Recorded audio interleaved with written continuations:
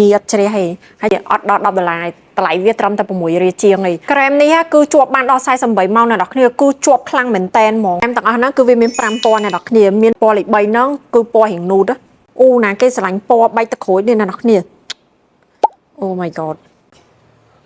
អូមែនណាគេដែលហោឲ្យខ្ញុំលឿនពណ៌ទឹកក្រូចនេះទីបំផុតខ្ញុំបាន reply comment ហ្នឹងឯង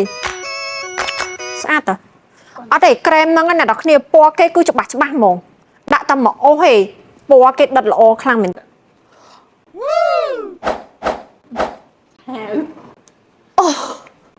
អូសាហាវបណ្ដោយណាអ្នកគ្នា48ម៉ោងខ្ញុំជឿថា48ម៉ោងហើយខ្ញុំបាច់ review អីទៀតទេដឹងអាហារក្រែមនេះជាប់មាត់ចឹងហ្មង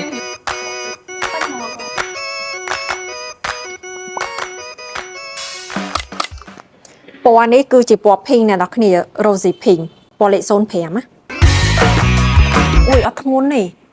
តែអ្នកនរគ្នានៅពេលដែលលាបក្រែមហ្នឹងហាមធ្វើអីទាំងអស់នៅពេលដែលលាបគឺត្រូវតែលាបហ្មងដោយសារតែមកស្ទុះទៅគឺវាជាប់បបោមាត់សេតនៅលើបបោមាត់យើងហើយក៏ជូតអត់ជ្រះដែរអ្នកគ្នាខ្ញុំឈឺមាត់ជាខ្លាំងដោយសារតែវាជាប់ពណ៌ខ្លាំងហើយអញ្ចឹងខ្ញុំមក swatch មកពណ៌ទៀតគឺពណ៌លេខ09ពណ៌លេខ09ហ្នឹងវាពណ៌បងឃើញគេ comment មួយថាបងសុំពណ៌3ស្វាយតែវ៉ាញណាអ្នកគ្នានេះស្អាតទេតាលាបច្រើនជាន់ណាចេញដូចលើដៃពណ៌លេខ09 Mulberry ហើយជាពិសេសហ្នឹងគឺវាសាច់ស្រាលអត់កកអីឃើញអត់កកអត់តែអត់វាមាន5ពណ៌2ពណ៌ទៀតគឺខ្ញុំស្ពតនៅលើដៃ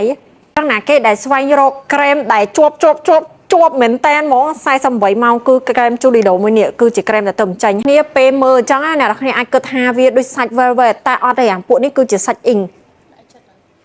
អ្នកនរគ្នាសាច់វាដូចទឹកហ្វឺតចឹងនៅពេលដែលលាបទៅគឺវាជាប់បបោមាត់យើងហ្មងហើយអត់មានអាជាតិកាំញ៉ៃឬក៏អាតុនម្សៅនៅលើបបោមាត់អត់ទេតម្លៃវាត្រឹមតែ6ជាងឯងបើសិនជាអ្នកនរគ្នាត្រូវការអីគឺអាច inbox មកលើបានតើមាន promotion ណាចឹងវីដេអូមួយហ្នឹងគឺមានតែប៉ុណ្្នឹងឯងអរគុណបាយបាយ